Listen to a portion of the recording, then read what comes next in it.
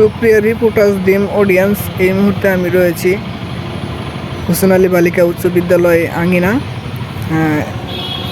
এই যে আপনারা দেখতে পাচ্ছেন, তার পাশেই রয়েছে অনেক আবাদি ফসল ফলানোর জন্য জমি এবং একটি সুন্দর পরিবেশে পুকুর রয়েছে, আপনারা ভিডিওতে দেখতে পাবেন।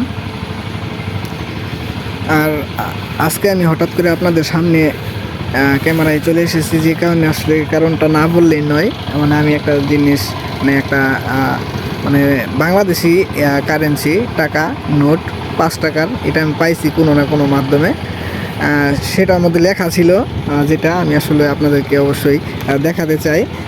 এই যে টাকাটা, এই টাকাটা কিন্তু অবশ্যই আমি আপনাদেরকে দেখাইতেছি এবং পরে শোনাইতেছি। আপনারাও সাথেই থাকুন, দেখতে থাকুন।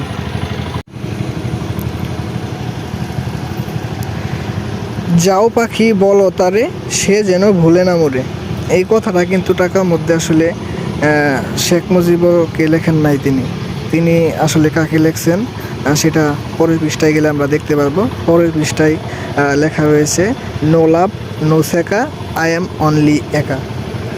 আসলে তিনি হয়তো একাকিত্ব আছেন, যে কারণে টাকার মধ্যে তিনি প্রকাশ করছেন তার আবেগ।